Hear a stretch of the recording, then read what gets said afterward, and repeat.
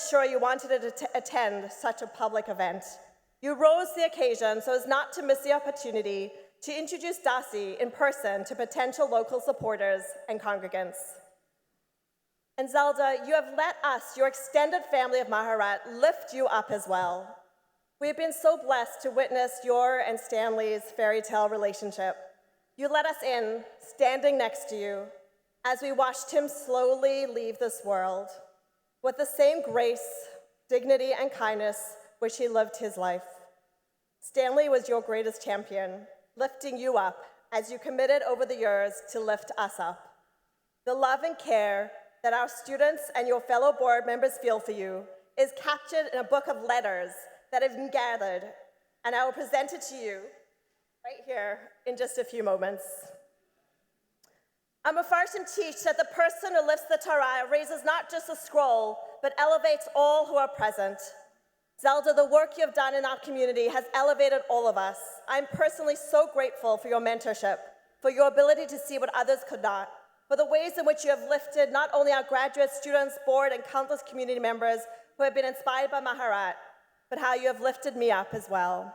So friends, I want to ask everybody to please rise as I call our Magbia up to offer words of bracha that will surely lift our students up even higher as they go on their way. Ta'amud, Zelda Rachel Bat Melka Devara V'Svi Hirsch HaMagbia.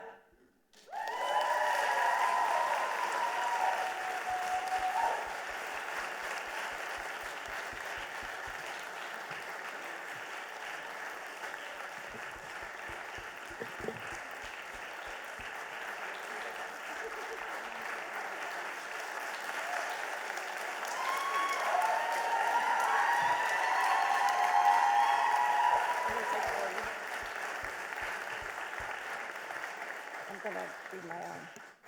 Thank you, Rabbi Sarah. Thank you.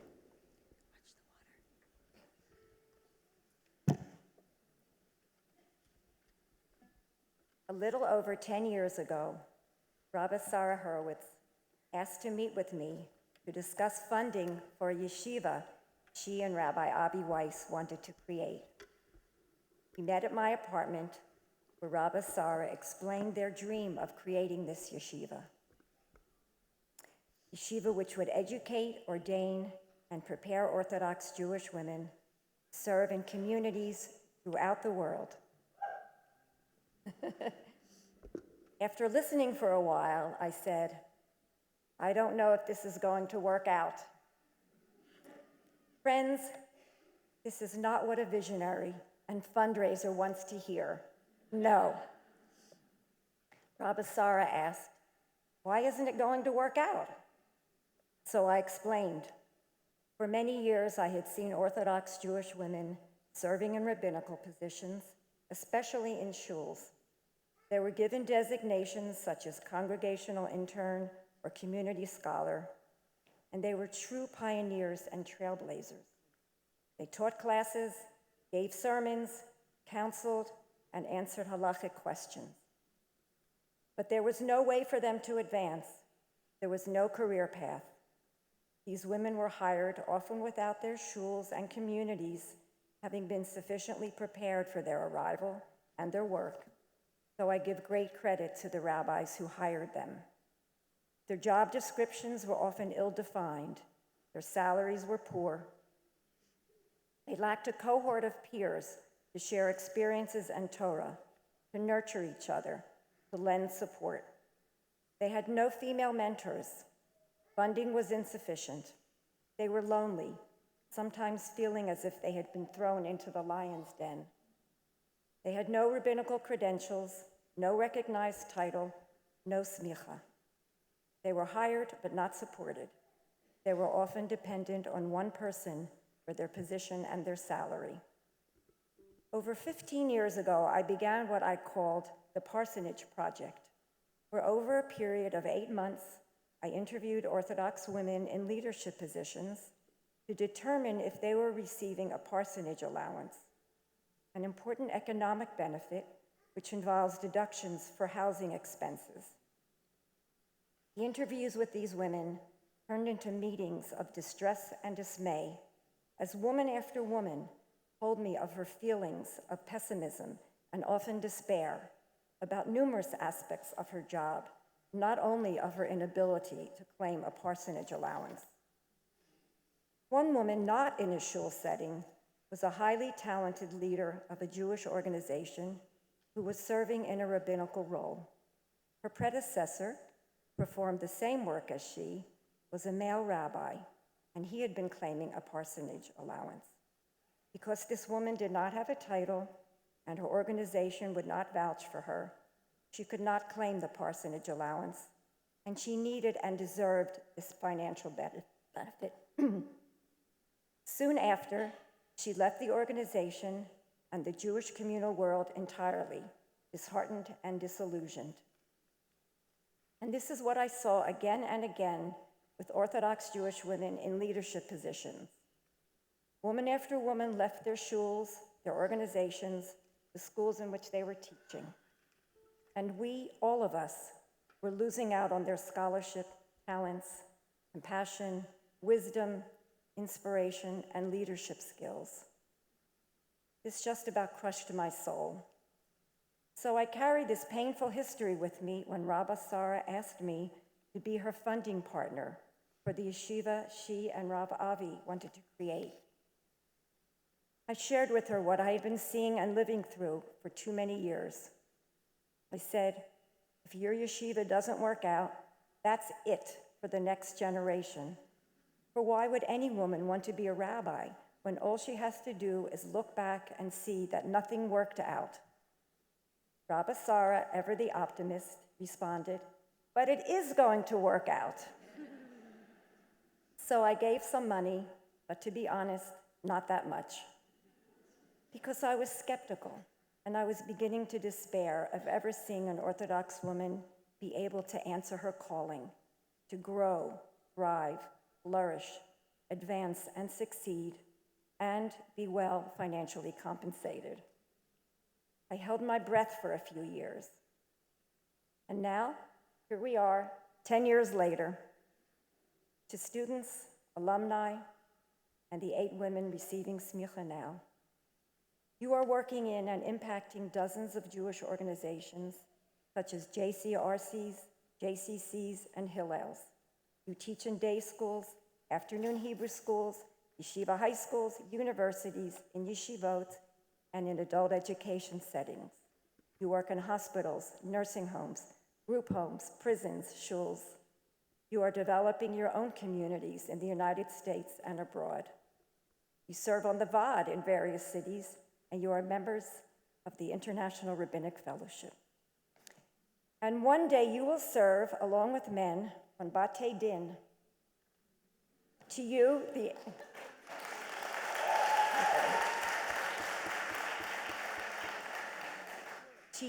8 women now graduating. Because of Yeshivat Maharat, you are credentialed. You have a title, one of your choosing. You have Semikha.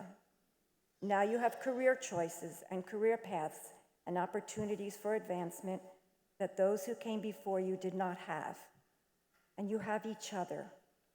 You are no longer alone in your journey. You support and nurture each other. You share Torah and you problem solve. You help each other craft sermons. You give input on teaching a particular topic or give suggestions on how to best work with the parents of a sick child. You cheer each other on. One colleague's success makes all of you happy. One colleague's difficulty concerns all of you. And you have us, faculty, administration, board members. You are now backed by a robust and growing institution that will be there for you long after you graduate. You are including and embracing heretofore forgotten or underserved populations, the LGBTQ community, people of color, new and changing families, those struggling with mental illness, physical disabilities, substance abuse. You collaborate with the other Jewish denominations and with people of other faiths. Dear graduates, the road you are traveling is still fraught with obstacles. I do not naively think otherwise. You will continue to meet those who will try to subvert what you are doing, tell you women cannot be rabbis, and, well, you know the rest. But keep moving forward. Keep doing what you are doing. The world is benefiting mightily from the spectacular talents you bring all of us. I have a philosophy about no, yes, and maybe. When I want to do something and someone tells me yes, it's yes. When someone tells me maybe, well, that's a yes too. And when someone tells me no, well, that is a maybe. Don't take no for an answer, ever. Make it a maybe. Keep pushing, and keep your wonderful sense of humor. Keep doing God's holy work for the sake of all of us, for the sake of a better world, the kind of world in which you and we and all future generations want to live. Yeshivat Maharat has helped fulfill your dreams, but you, all of you, have fulfilled a long-held dream of mine, that someday Orthodox women would be ordained. I did not know if I would live to see that day, but I did, and you made this happen. We are all so very lucky to be part of making history. My sweet husband, Stanley Rosenzweig, of blessed memory, always referred to God as she. A few weeks before he died, he and I were blessed to have some special visitors while he was in hospice. Rabbi Nita Zlotchauer, Dean of Yeshivat Maharat, and Rabbi Wendy Amsalem and Rabbi Yafa Epstein, alumni of Yeshivat Maharat, Yeshivat Maharat. As Stanley was talking about God and the feminine, a question occurred to me, and so I asked my husband, do you think Moshiach will be a woman? In his usual thoughtful way, he paused and reflected and said, will Moshiach be a woman?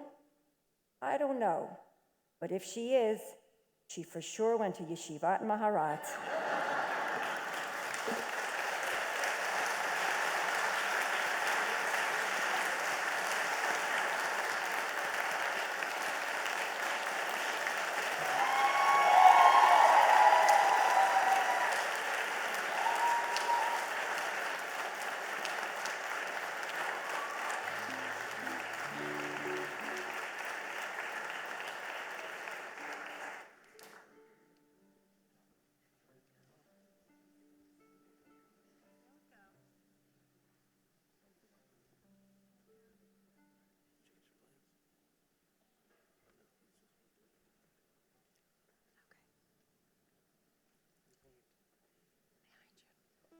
Becca Blady, please rise.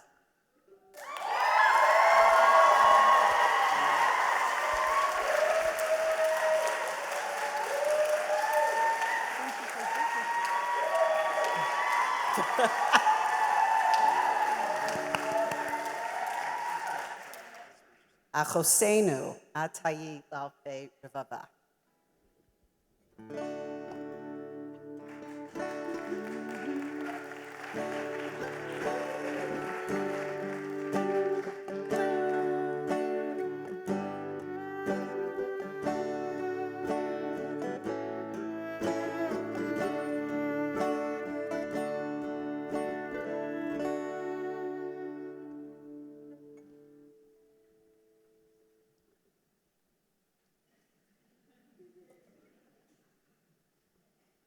Rebecca Blady has been found worthy to be a spiritual leader, to teach the Jewish people, and to decide matters of Jewish law with the degree of Toreh B'Isur Veheter. Esther Rivka bat Yehudit v'Tzvi Hersh HaKohen.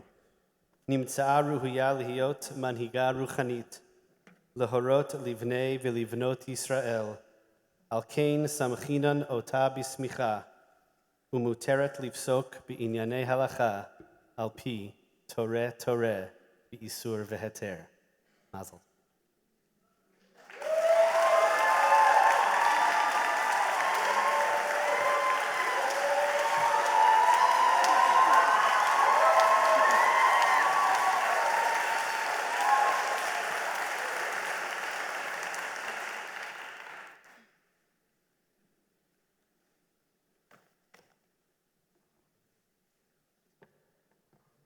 I dedicate this moment to the people who believed in me, who granted me the courage and freedom to do something hard, to be a part of something crazy, to be a pioneer. Thank you for empowering me. Now it's my turn to empower others. Just a month ago, I sat at my computer in my apartment in Berlin, Germany, surrounded by members of my community who joined me to live stream the moment this Semikha cloth was signed here in New York. As my colleagues in New York were singing in celebration, my colleagues in Berlin suddenly changed the tune, and they began singing with full, empowered enthusiasm a song that we in the Berlin community love, a song whose lyrics come from the book of Eicha. Hashivenu Hashem elecha v'nashuva, Kadesh yamenu kekedem. Return us, Hashem, to you, and we will return. Renew our days as before. And just like that, the song of a Jewish community once considered old and gone and illiterate became the song of the moment. Their voices were heard all the way here in Riverdale. I stand before you today prepared to activate and mobilize the fringe, the parts of the community that the majority has written off as different, weird, or too out of the box to accommodate, to advocate for every Jewish story. We live in an era of intersectional activism. We must not let this value pass us by. The biggest risk to this entire project would be failing to advocate for others who, like us once upon a time, could not become spiritual leaders. The Midrash tells us that the words Chadesh Yamenu Kekedem ought to remind us of Adam HaRishon, specifically, the moment God drove him out and stationed him east of Eden, Mikedem LeGan Eden. What we truly yearn for, as we beg God to renew ourselves, to renew our days, is a return to the first diaspora. Contained within our call for renewal is a nostalgia for the fringe itself. Maya Bernstein, my teacher here at Maharat, taught us the words of Amos Oz. We do not exist simply to preserve traditions or wonders of nature, memories of childhood or sacred objects, lest our lives become ossified. The world is not a museum, nor is nature. Culture is also not a museum. It is permitted to touch, to move closer, to remove, to move away, to alter, and to leave our stamp. Touch the rock, touch society. Thank you.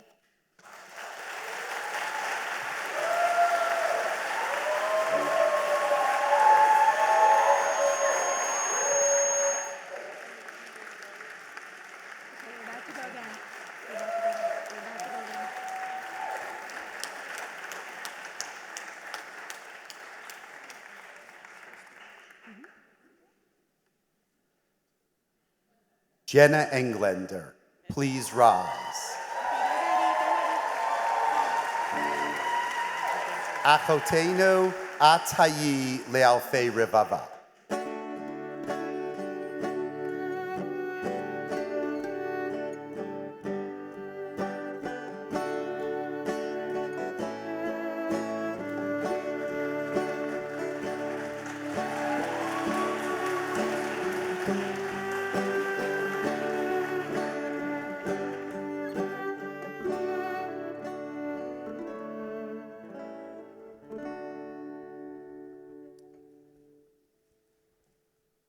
Jenna Englander has been found worthy to be a spiritual leader, to teach the Jewish people and decide matters of Jewish law, with a degree of Torah be'isur v'heter. Chana bat Simcha v'Carol nimtza'a ro'ya liot manhiga rochanit laharat livnei lavanot Israel al kain samchinan ota b'smicha moteret livsot b'einei halacha al pi Torah be'isur v'heter.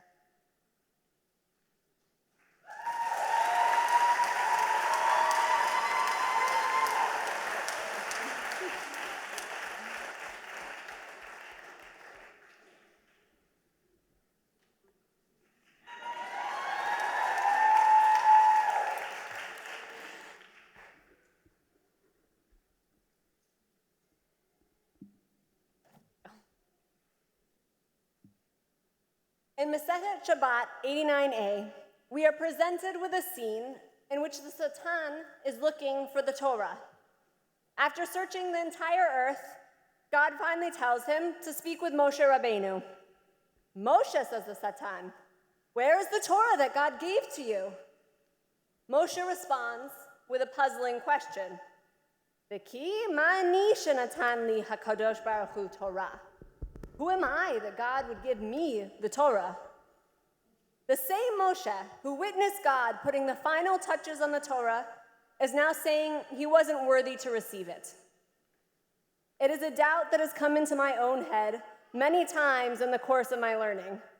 The Torah is a special combination of overwhelming and magical, and has one constantly asking, how have I merited to be here, sitting in front of this text, part of this millennia-long conversation? How could I possibly have something valuable to contribute? The commentaries frame Satan as the Yetzer Hara, the evil inclination.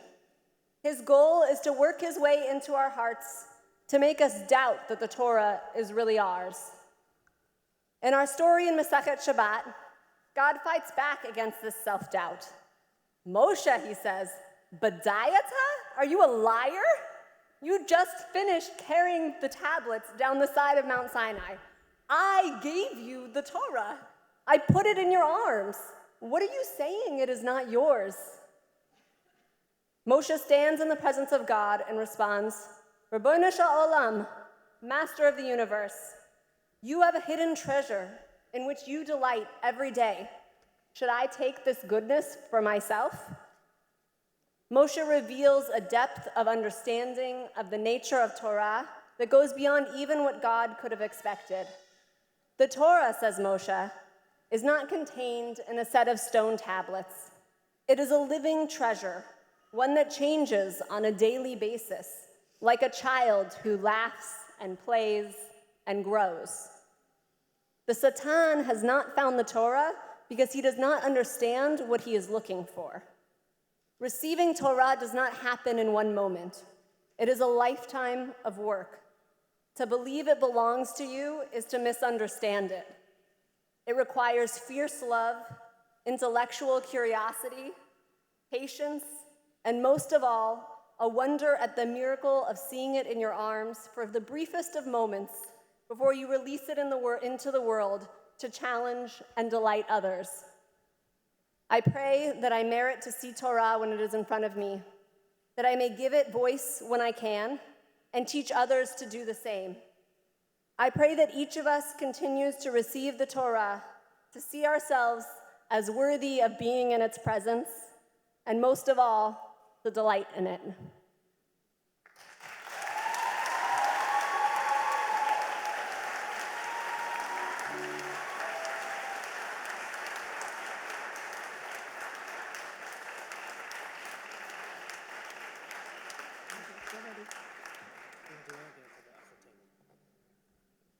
Shani Gross, please rise. Achotenu, atayi le'alpei revava.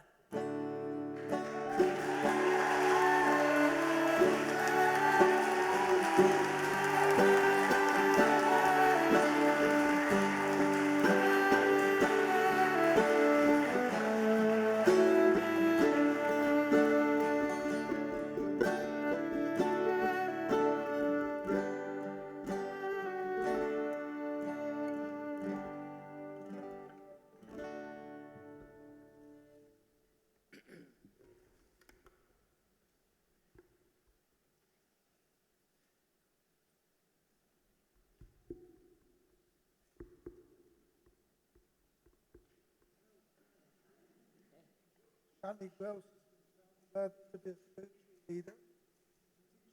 To decide matters of Jewish law with a degree of Torah b'Yisur v'Heter. Shoshana Ora Patronit v'Yaakov Moshe. נמצאה ראויה להיות מנהיגה רוחנית, להורות לבני ולבנות ישראל, על כן סמכינן אותה בסמיכה, ומותרת לפסוק בענייני הלכה על פי תורה בייסור והיתר. Mazal tov.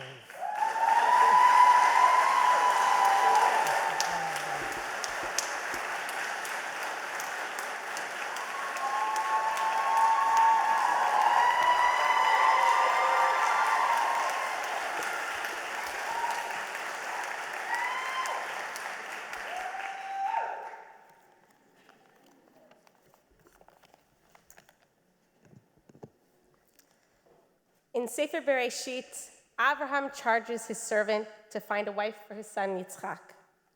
The servant travels to Abraham's homeland and, watching the women drawing water from a well, devises a test. He'll ask a woman for a drink of water for only himself, but if she agrees to draw water for both him and his camels, she will be God's chosen partner for Yitzchak. Rivka, as we know, passes this test with flying colors. She draws water not only for him and his camels, but ad im kilu lishtot, until they could drink no more. But why should this have been the test? How does this show that Rivka was indeed a worthy partner for Yitzchak? To answer this question, let's examine the scene from Rivka's perspective. Carrying water for an entire family is back-breaking work. Suddenly, she is approached by a stranger who asks for a drink. If she agrees, she will likely have to add many more trips to her already difficult journey. It would be easy for Rivka to just say no. It would certainly be commendable to do what the servant asked and let him drink. It would take extraordinary character to offer water for both him and his camels.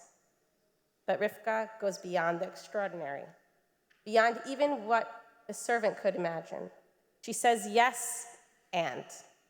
Yes, I will draw water for both you and your camels, and I will keep drawing water until everyone has had his fill.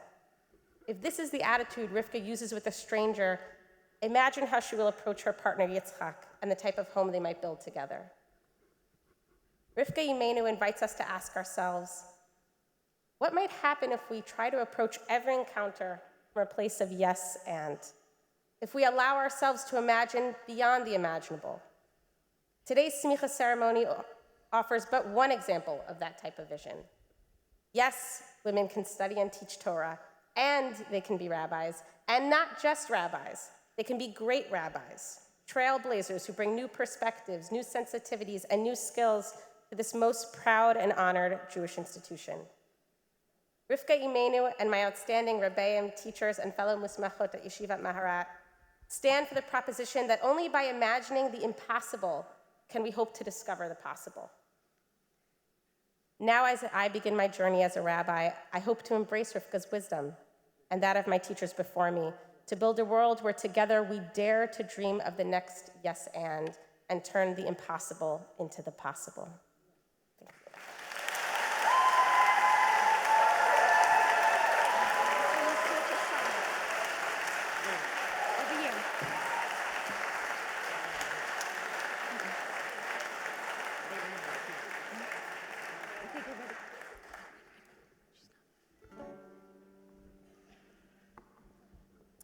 Marianne Novak, please rise.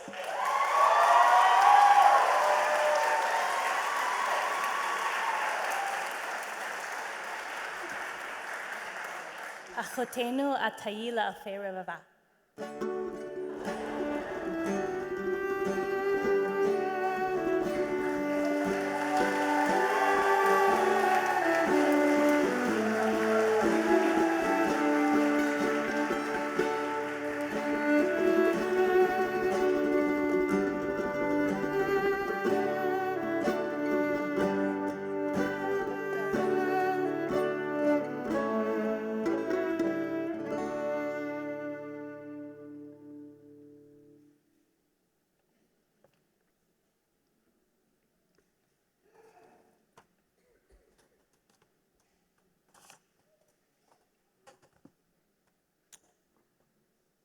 Marian Novak has been found worthy to be a spiritual leader, to teach the Jewish people and decide matters of Jewish law with a degree of Torah, ואיסור והיתר.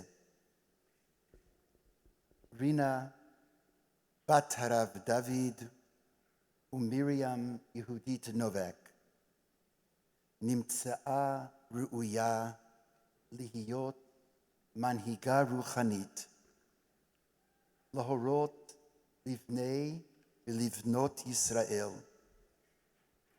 על כן, סמכינן אותה בסמיכה ומותרת לפסוק בענייני הלכה על פי תורה, ואיסור והיתר. מזל טוב. My great honor. God be with you, Amen.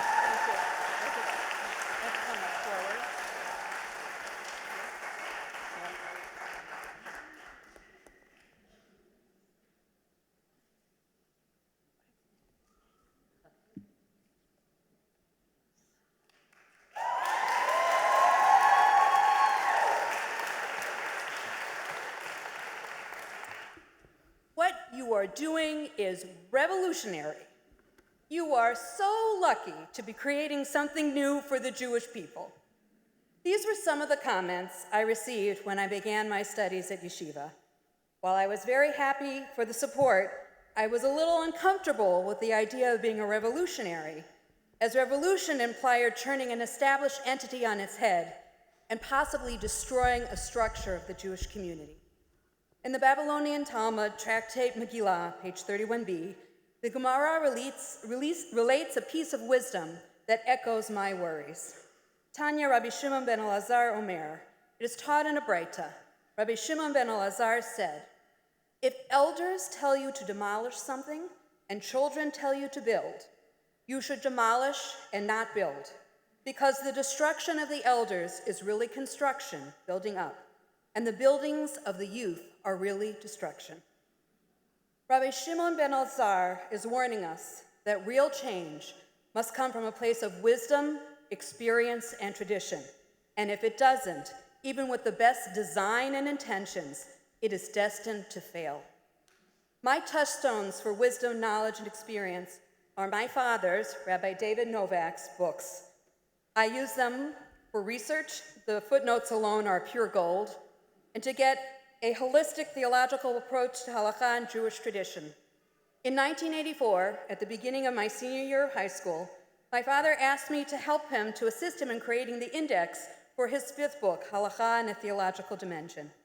Together, we manually wrote down all the entries while camped out on the basement ping pong table in our home in Bayswater, Far Rockaway. This very book contains, ironically, a chapter entitled Women in the Rabbinate, with a question mark.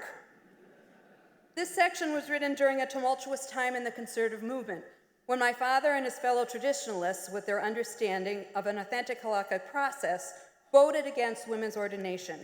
Additionally, my father was somewhat alarmed by the feminism at that time, which seemed to embody a nihilistic tone that not only didn't want to work from within the halakhic system, but also seemed to want to destroy traditional Judaism altogether.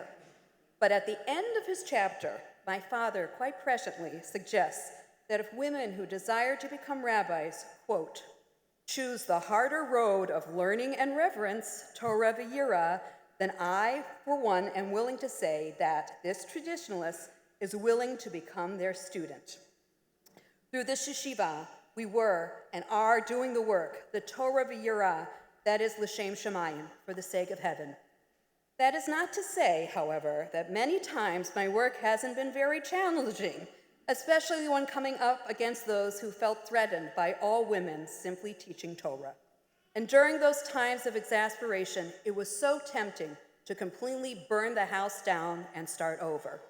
But when so many want to destroy Torah from without, we can't be complicit in that project, no matter how good and seemingly pure our motives might be, as Rabbi Shimon ben Elazar warned. We must resist the urge to completely destroy. For destruction we can be sure of, but rebuilding, sadly, we cannot. We, my incredible cohort and I, have created and continue to create new palaces of Torah with the building blocks of our wise foremothers and forefathers, including my father, who, true to his word and incredible foresight, is here tonight to learn from our Torah.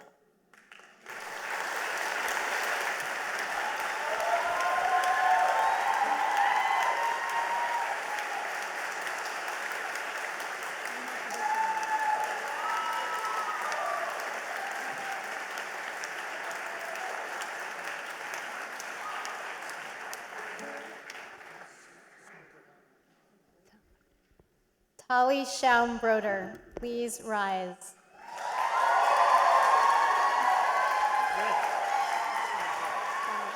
Achotenu, Atayi le'alfei revava.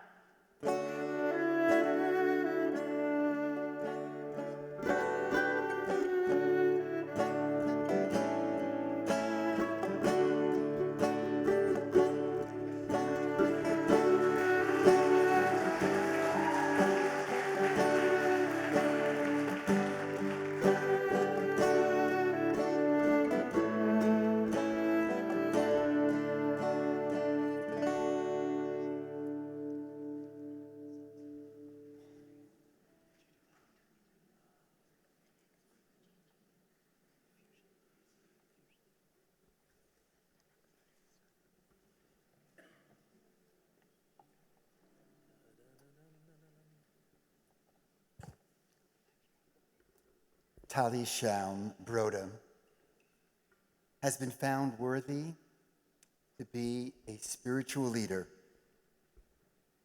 to teach the Jewish people, and decide matters of Jewish law with the degree of Torah, the Isur Veheter. Avital Pe'era Leah Bat Harav Moshe Yisrael Verena Rizal Nimtza'a Ru'uya Lihiyot Manhiga Ruchanit Lahorot Livnei V'Livnot Yisrael Al Ken Samchinan Ota B'Smicha Umuteret Livsok V'Inyanei Halacha Al Pi Torah V'Isur Veheter.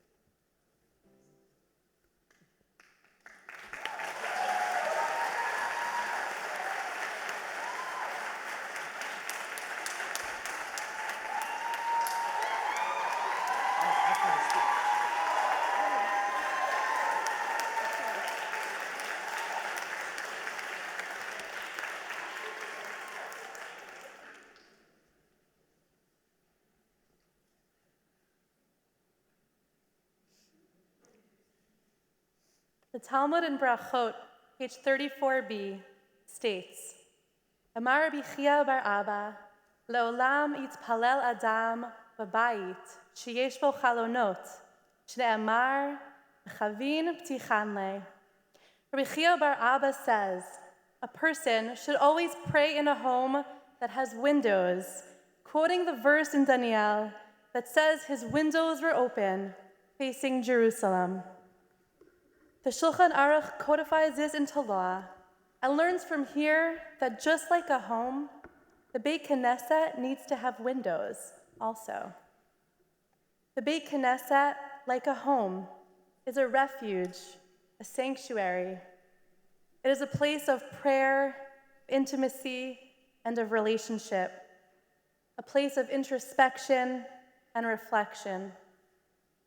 And yet, we are told that in our most intimate spaces, we are to look out, to see the sky and be reminded of God's miraculous world and all that is contained therein, to look out and to see the other, those who are on the outside, and to bring them in, to look out and see a vision of Jerusalem, to dream of what the world can look like, and to yearn for its redemption. The home that gave me my foundation, my family's home here in Riverdale, was a home steeped in Torah, a home of deep and loving relationships and quiet spirituality that also looked outward and brought others in to share Torah, loving kindness, and powerful prayer, always always yearning for Jerusalem. And it was here, within this other Beit, this Beit Knesset, my second home, in this sanctuary with its large glass windows, that I saw a rabbi and community with the values of reaching out to others in compassion, to our fellow Jews, and to all inhabitants of this world, looking outward towards heaven, towards the Jewish community, towards Medinat Yisrael, and Kol Yoshvei Tevel.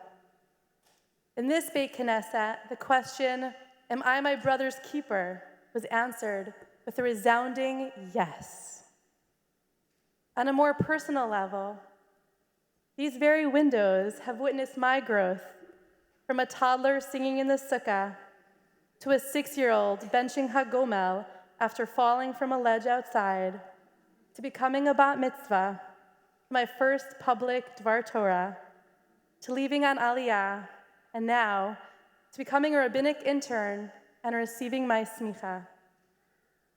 The Torah of my Beit and this Beit has become part of me. The Torah of yearning, of compassion, of deep spirituality, of rootedness, of a holistic Yiddishkeit. And so it feels fitting that it is in this space that I am charged with bringing this Torah outward.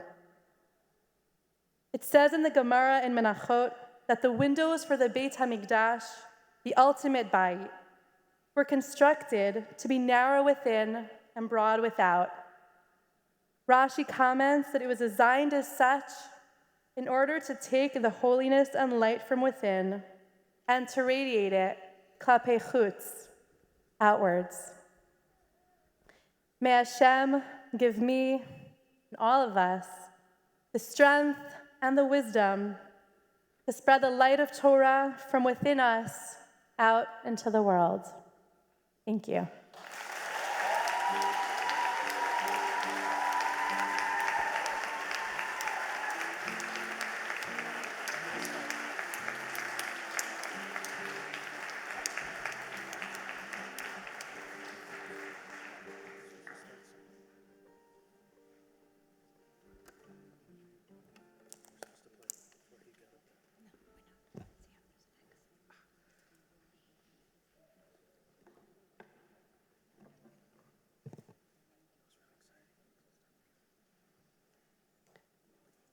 "100 years ago, on May 21st, 1919, the proposed amendment passed the House.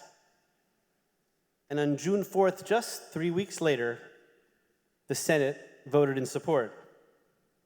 Several months later, in August of 1920, the Tennessee legislature ratified the 19th Amendment, prohibiting the states and the federal government from denying the right to vote based on sex.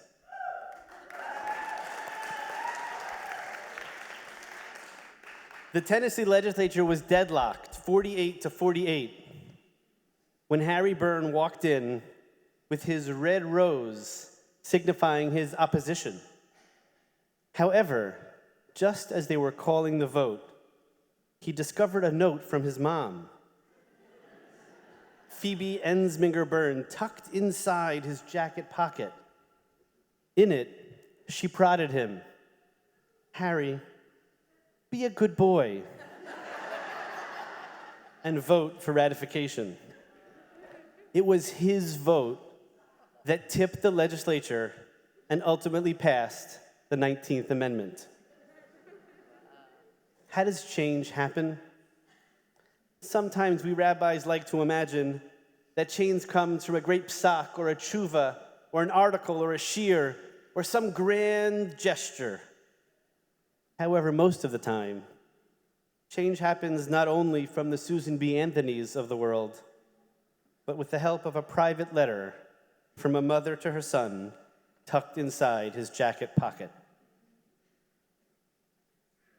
The Gemara actually tells us the secret of how to move the community forward, ever so gently, playing with the first phrase of the second paragraph of the Shema.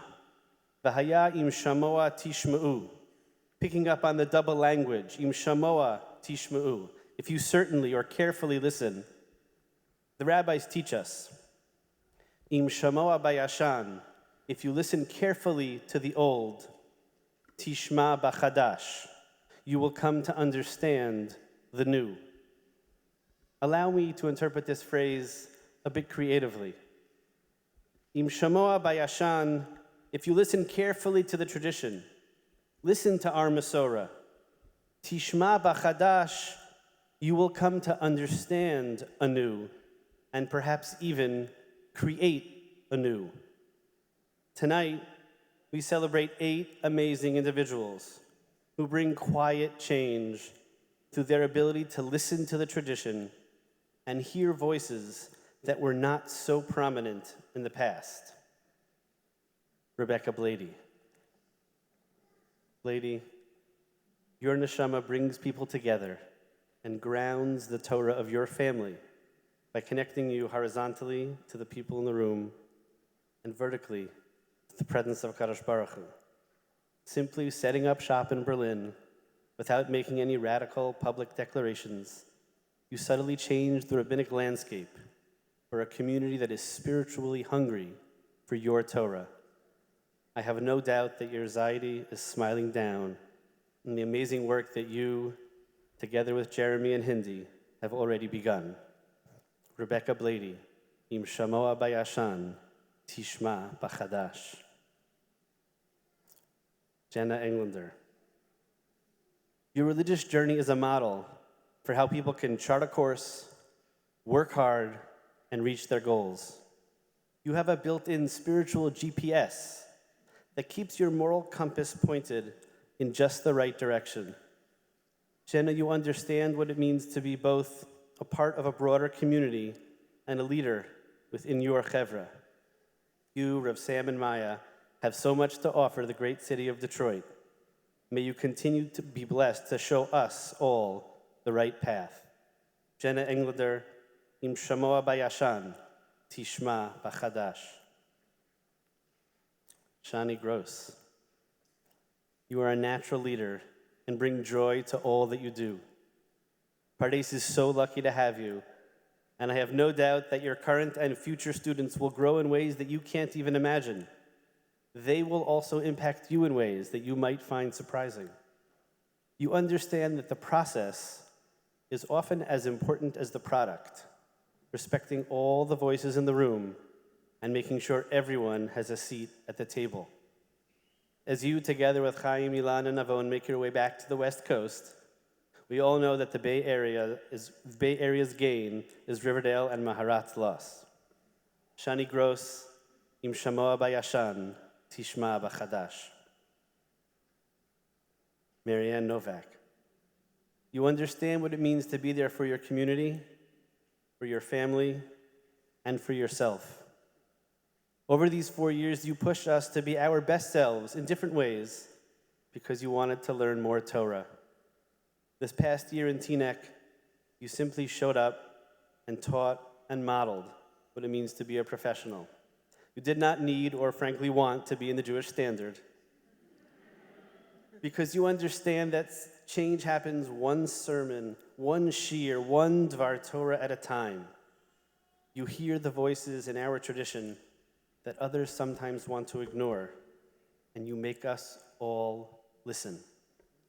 Mary Ann Novak, im shamoa bayashan, tishma b'chadash.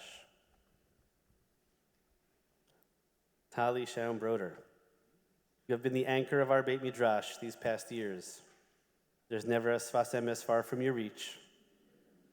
You have the unique ability to be present for people in the hospital, in quiet conversations, and in great shiurim. Never demanding for yourself, but always advocating for others who might be in need. The Bayit is your spiritual home, even as your heart yearns for Eretz Yisrael. There is no doubt that the patients in the hospital will benefit from your quiet ability to bring life to our Masorah, even in the darkest of times. Tali Shaum Broder, im shamoa bayashan, tishma b'chadash. We are blessed this year to also be graduating 3 members of our advanced Kollel executive ordination track. These are women who have been learning and teaching Torah for many years. They'll be receiving their klafim in just a few moments. Dr. Dvorah Schoenfeld, you teach and live a Torah that never stops asking questions and never stops growing. Your ability to teach non-Jews about the Jewish community and the Jewish world about Christianity is quite unique. You are almost never the first person to speak up in shiur, but after you ask a question, the direction of class always changes. You do everything with careful, thought-out intention, especially the way you have built your family, an inspiration to us all. Your students at Loyola and in the Chicago Jewish community are fortunate to have such a grounded and gifted teacher. You tease out the voices in our tradition that have been silenced for many years. Dr. Dvorah Schoenfeld, Im shamoa b'chadash, tishma b'yashan. Eliza Sperling, you are a natural educator and an inspirational parent. You mine the text of our tradition to answer new questions that have never even been asked before. You search for serious, deep, and honest Torah. You bring to the Kollel an appreciation of order and seder. You can already appreciate the way in which halacha is made with building blocks, one stacked on the other, bringing more nuanced and complex understanding with each step you take. Your rigorous commitment to hearing different voices will lift up the many who have had no champion. Eliza Sperling, Im shamoa b'chadash, tishma b'yashan. Dr. Miriam Udell, you always seem to have just the right words. Your poetry, together with your scholarship, enlivens every classroom that you are a part of, whether as professor or as student. Your deep human insight into the emotional needs of those around you serves you as you mentor so many. The Yiddish that you bring to life as part of our Masorah, or perhaps our Masorah, that you mine for a special kind of Torah.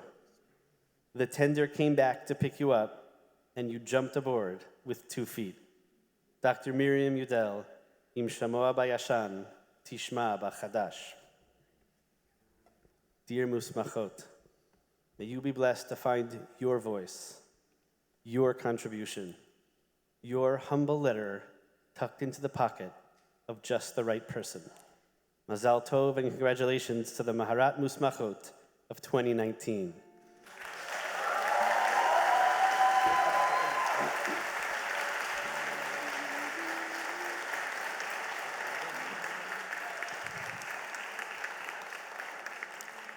I now call up Rabbi Herzl Hefter, who teaches the Kollel, to move us through the final 3 Musmachot.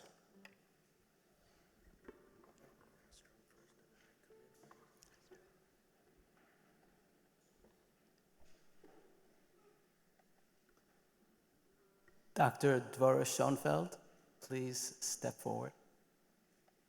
Achotenu at tihi alfei revava.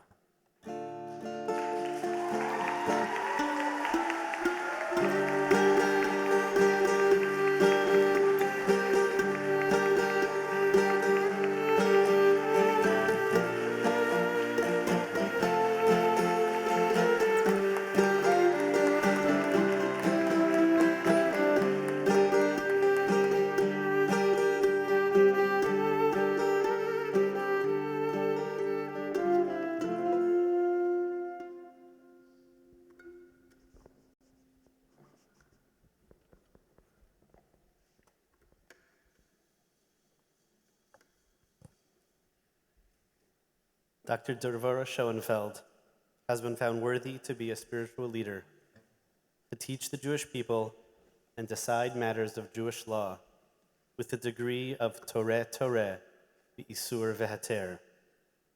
Dvorah Ruth bat Rivka Yehudit v'Shimon Leib, nimtza'a rehuya lihiyot manhiga ruchanit, lehorot livnei ulivnot Yisrael, al kein samchinan ota b'smicha, umuteret lifsok b'inyanei halacha, al pi Torah v'isur v'heter.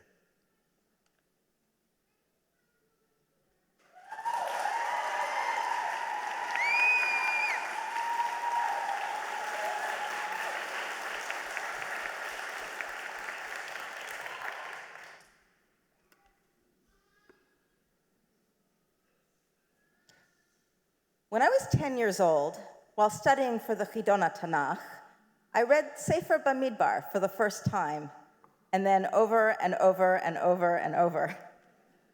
It exposed me to many halachot, some unfamiliar, some confusing, but with one consistent message throughout that ended up guiding the rest of my life. God cares what we do.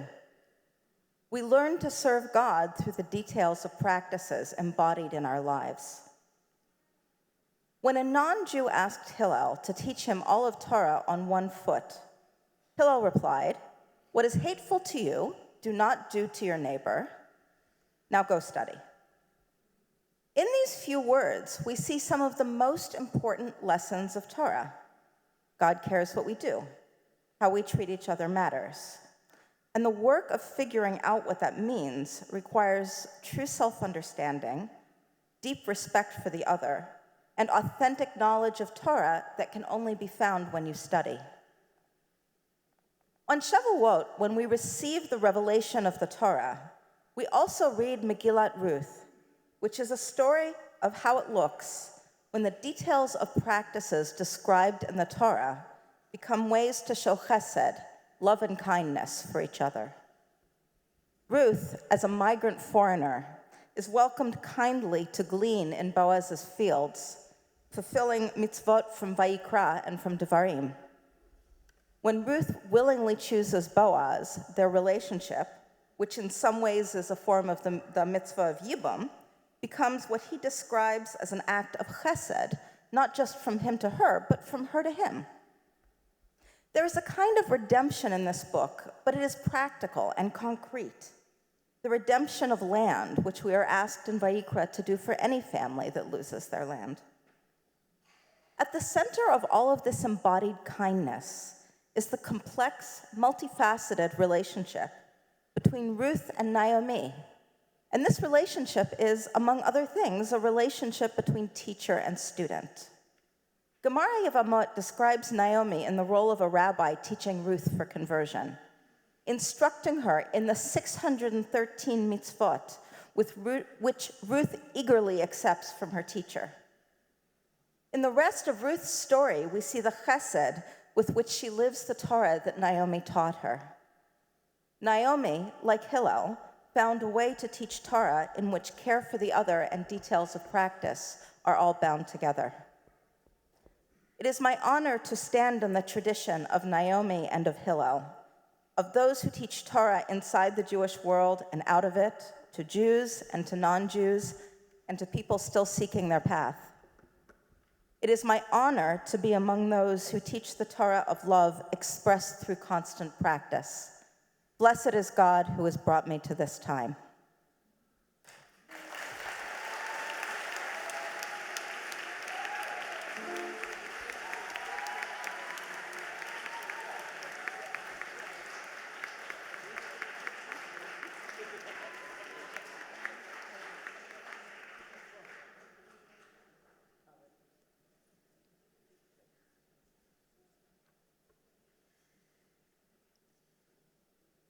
Lisa Sperling, please rise.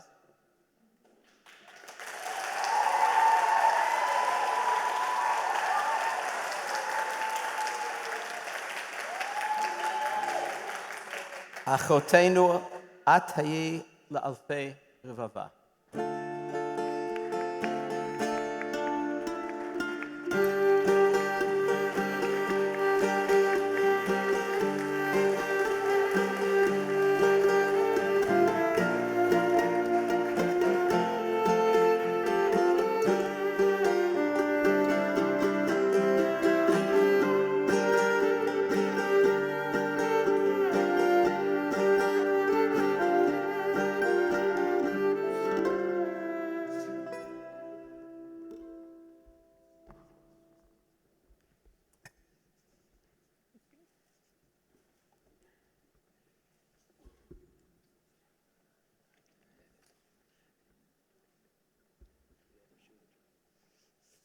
Lisa Sperling has been found worthy to be a spiritual leader, to teach the Jewish people and decide matters of Jewish law with a degree of Torah, B'Isur v'Heter. עליזה יהודית, בת משה זליג ומלכה אסתר, נמצאה ראויה להיות מנהיגה רוחנית להורות לבני ולבנות ישראל, על כן סמכינן אותה בסמיכה, ומותרת לפסוק בענייני הלכה על פי תורה באיסור והיתר. מזל טוב.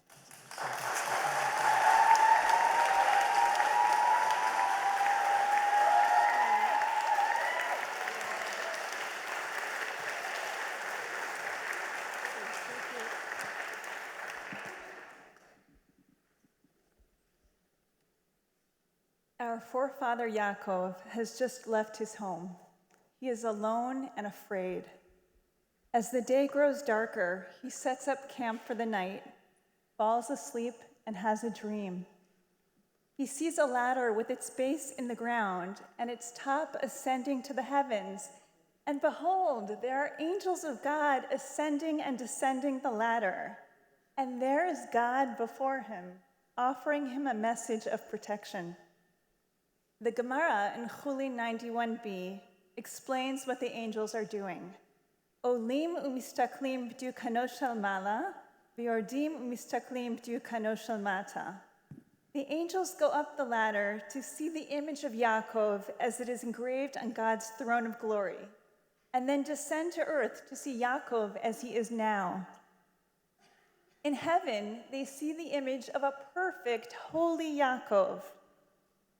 Then they come down the ladder, and they see Yaakov as he is at this moment, someone who has just deceived his father and brother, stolen the blessing, and arrived at a mountain of God without even sensing its holiness. Bereshit Rabbah comments, up above they found his picture engraved as Israel glorifying God. They came down and found him fast asleep. The angels are so bothered by the difference between what Yaakov could be and what he is that they wish to harm him. But God protects the sleeping Yaakov. As Rav Hirsch comments, God says, you are angels. You only see what is in front of you. But I am Yud-He Vav-He, the God who is beyond time. I was, I am, and I will be. I see the Yaakov who is lying there, but I also see in the person sleeping below who he can be in the future. Many of the women here have had dreams that seemed all but impossible. We wanted to be Talmidot Chachamim, wise and deeply learned. We saw the opportunities that were available to men to advance their Torah learning, and we cried over the chasm between where we were and where we wanted to be. And then we experienced the power of Yud-He Vav-He in our own lives, the God who sees beyond where we are to where we will be and helps us reach our potential. We merited to live in a time when passionate, committed leaders started building institutions of higher learning for women, like Maharat, so that we could begin to access the Torah scholarship we had dreamed of. Throughout my life, I have also tried to build ladders, to teach and provide opportunities for others to experience the great joy of Torah learning. Their obstacles may be that they did not grow up studying Torah, or that they were taught in a way that felt destructive or dismissive of who they were, or that they had physical differences, or that as girls and women, there were no structures in place for them to advance in their studies. I am grateful to build ladders for them as others have built ladders for me. Baruch Shechayanu v'kiyamanu v'gianu lazman hazeh. Thank you.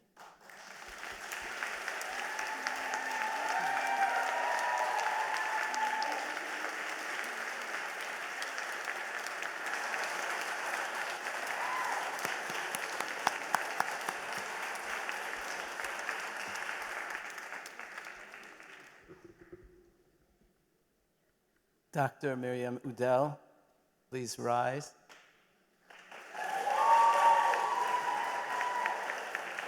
Achotenu at heyi le'alfei revava.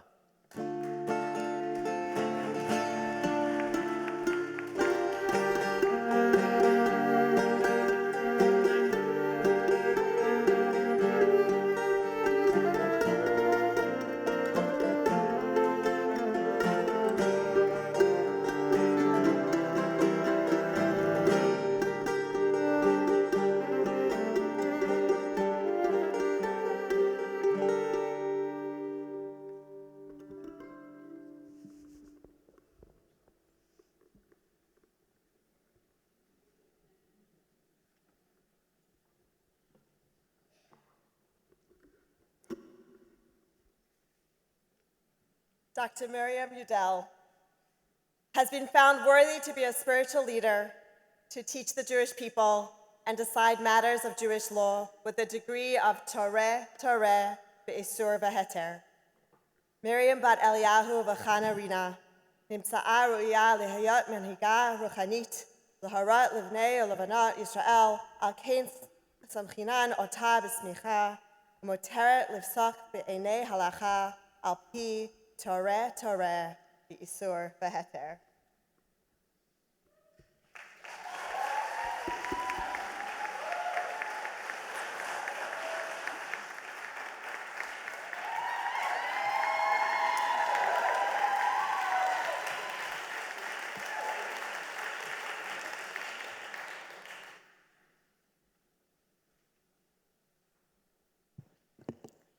Knetsch back und stell Farb. Literally, pinch your cheek and put in some color. That's Yiddish for woman up.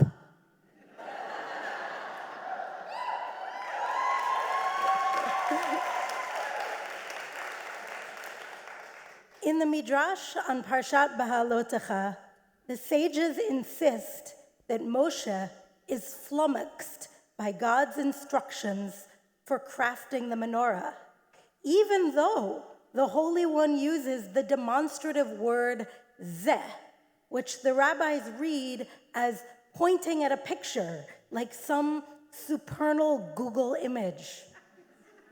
Yet after several failed attempts, when Moshe is thoroughly frustrated, Betzalel, effortlessly, it seems, crafts the perfect vessel.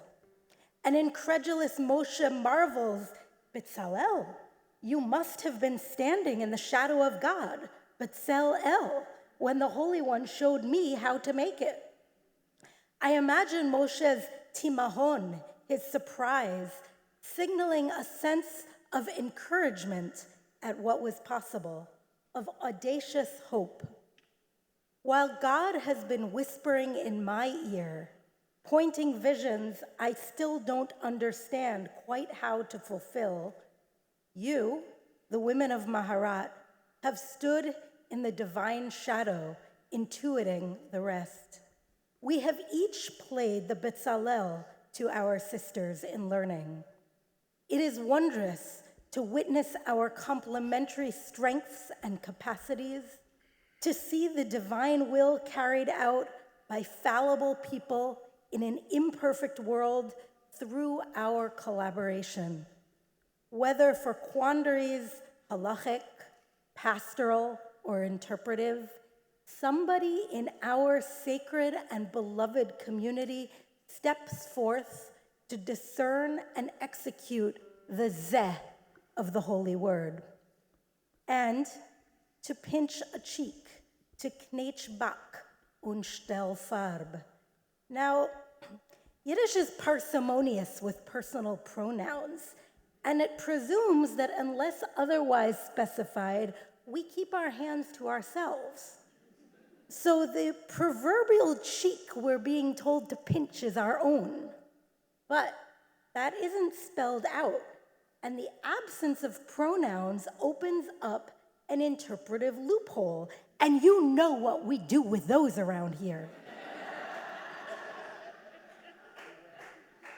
Namely, that sometimes the cheek in need of pinching may belong to another. Maharat is a place of actual hugs and metaphorical knetches. We bolster each other's courage, dismantling imposter syndrome one conversation at a time. This encouragement is itself a sacred task. After all, shame is pallor. To humiliate others is to be malbin panim, to drain the color, the lifeblood from their faces. When we pinch each other's cheeks, we refuse shame and claim the honor of the Torah that we learn and teach. Seeing the current and future musmachot, including those whose bat mitzvah might still be ahead of them, gazing out at all of you who have shown up tonight to encourage us in our work. I feel the enlivening rush of blood to my cheeks. I feel sanguine on behalf of the Jewish people, for I know that together we can craft the holy vessels that our community so desperately needs. Thank you.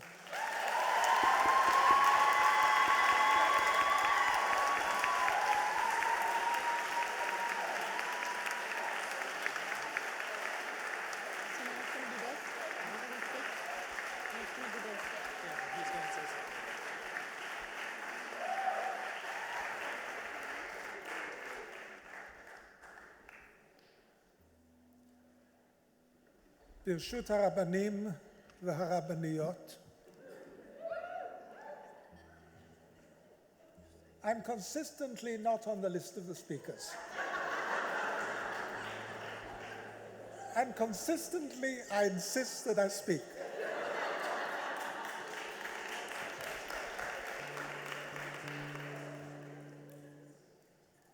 I have a word for this wonderful cohort of extraordinary women. In this week's Parsha,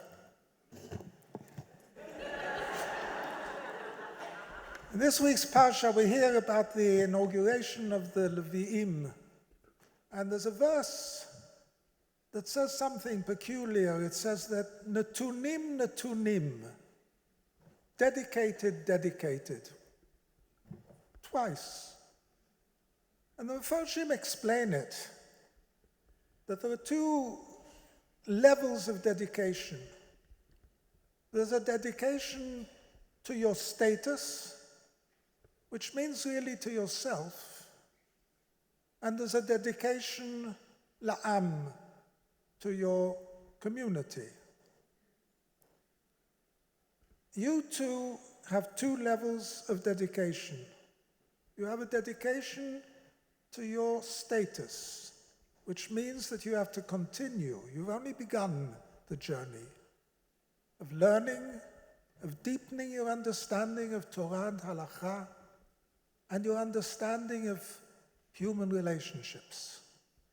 And you have another area of dedication, which is to the community in which you are, and to the larger community, which is the community of Am Yisrael, because you are a formative part of a formative element which is changing the nature of the relationship between Jewish leadership and the Jewish community.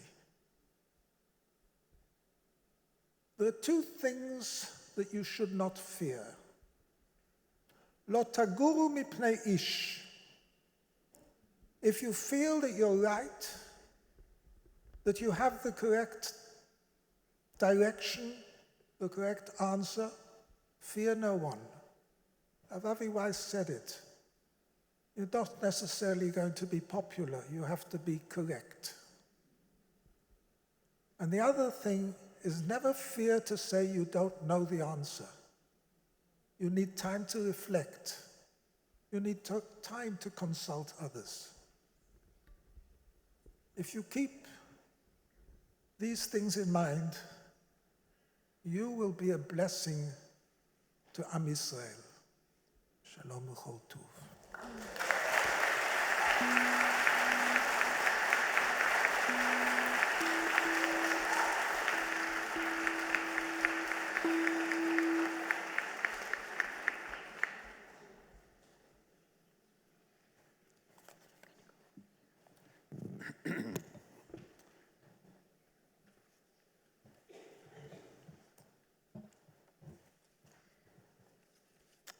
Birshut Rabba Sarah, the great Rabba Sarah.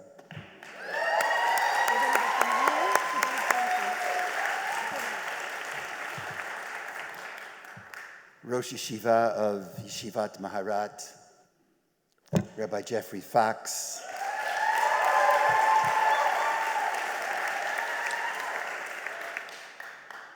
how blessed we are with Dean Devorah's Latschauer,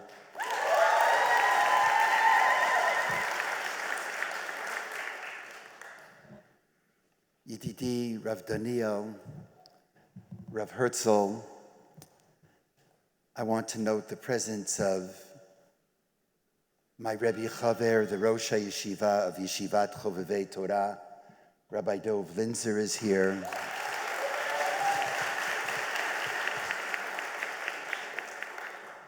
And the president of the International Rabbinic Fellowship, Rabbi Natty Helfgott.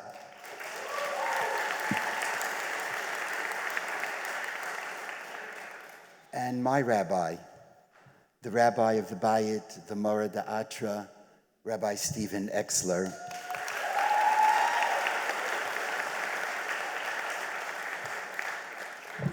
Yitz and blue.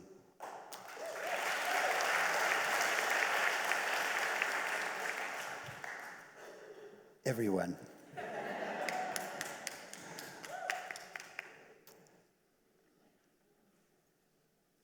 This is a tricky mic, so I'm not sure I'm getting it right. Do the best I can. At moments of greatest joy, we break a glass. And so, even as we celebrate this Chag HaSmicha, we remember Congregation Tree of Life in Pittsburgh. We remember the Chabad in San Diego. We remember Ari Fold, Zichrono Livracha, who did not go down fighting, but went up al Kiddush Hashem.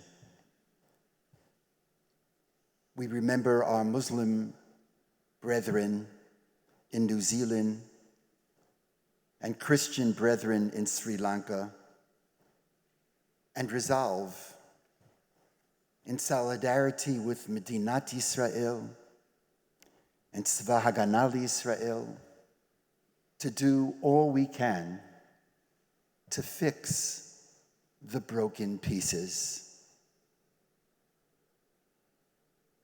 This is a moment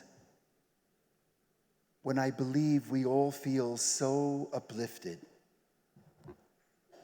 A moment when we can experience that added word we recite during the Yamim Noraim. A moment that is not only le'ela, but le'ela u'le'ela. Higher and higher, le'ela u'le'ela, mikol birichata v'shirata, le'ela u'le'ela, mikol birichata v'shirata.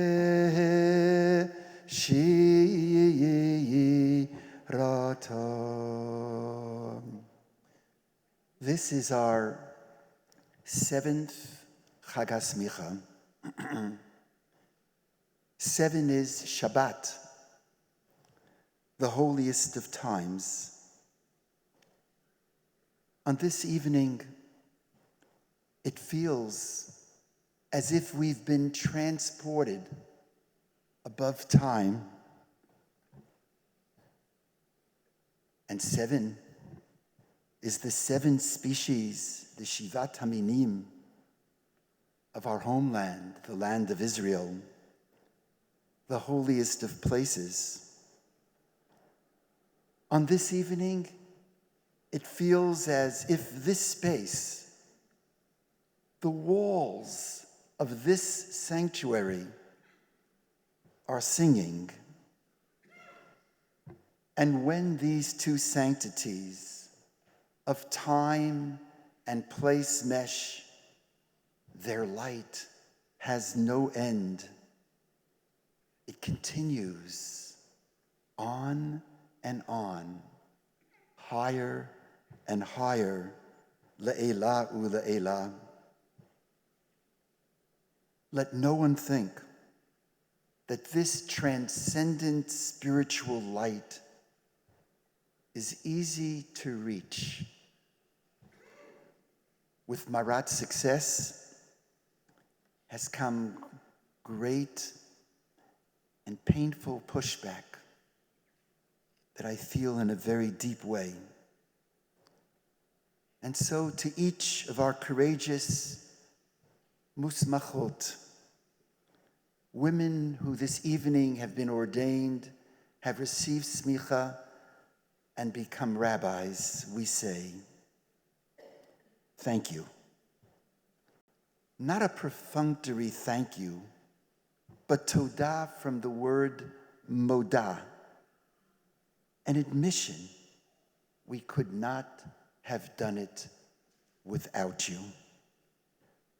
For inspiring this dreamlike moment, I declare, we all declare, thank you, thank you, thank you.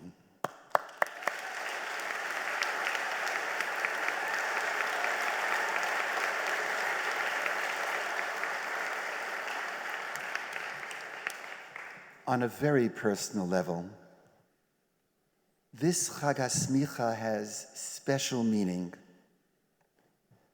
This evening, my sister Tova, who was one of my great inspirations, and her husband, Dr. Walter Reich, and my brother Mordechai, Rav Mordechai, and his wife Debbie, dedicated my Abba's Sefer Torah to Yeshivat Maharat.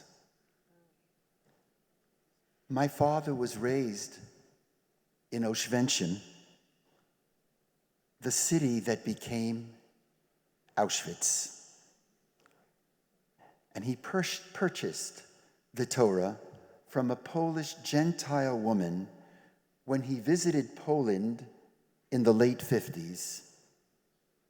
The Torah had been buried underground.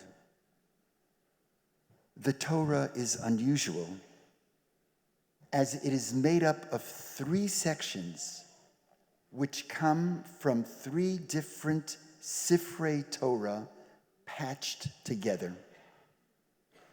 Each section was the only kosher part of the original Torah. In a word, my father's Torah saved 3 Torahs, giving them new life. In no small measure, this is what the rabbinate is all about. It's about being there for our people. It's about women who have become rabbis, who will be there not only for women, but be there for men as well, for all of Am Yisrael, for Kol Yoshvei Tevel, especially the most vulnerable, those in distress and need, those who need uplifting, who need help in turning their fate into a new destiny. And the Torah, like all Torahs, is written, as the rabbis say, Eish shachor al gabe eish lavan, black fire on white fire. The black fire are the letters of the Torah, representing its unlimited cognitive aspects. The white fire, the white fire, the white fire are the spaces between the letters, representing its soul, its neshama. Black fire without white fire is like body without soul. Rebecca, Jenna, Shoshana, Marion, Tali, Devora, Aliza, and Miriam, from the depths of my heart I tell you, with great emotion, you are the living Torah. Each of you is a Talmidah Chachama. You are blessed with great Torah knowledge. And in the spirit of Yeshivat Maharat, your Chachma is expansive as it is coupled with the white fire of deep, empathetic soul, caring and being there for others. I know this on a personal level. I would argue, and I believe that every person in this space knows this on a personal level, because every time anyone has learned with you or interacted with you, he or she, I feel uplifted and blessed. Can you hear the melody? Can you hear the song?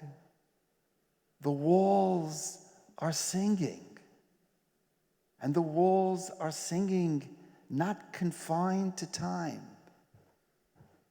but in the spirit of Imitatio Dei, the walls are singing above time.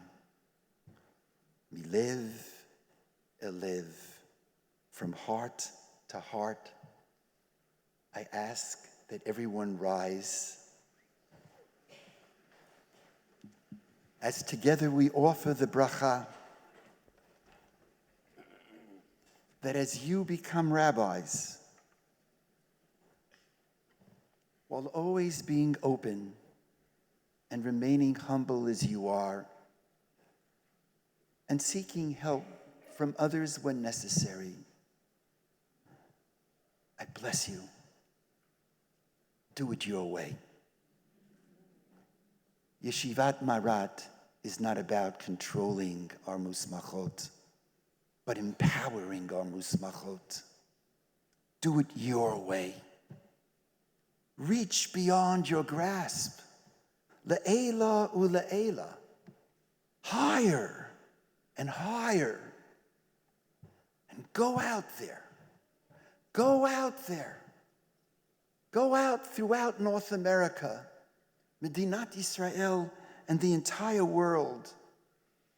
Go out there. It's your time. It's your time.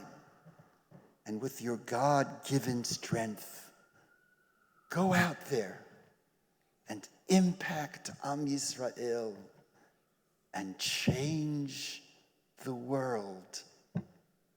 Impact Am Yisrael and change the world. Ivdu et Hashem b'sim, Ivdu et Hashem bo lefanav birnana lefanav bir. Join me, everyone. Ivdu et Hashem b'simcha, Ivdu et Hashem b'simcha bo lefanav birnana lefanav birnana. Hey la la la la la la la. La la la la la la la la la la la.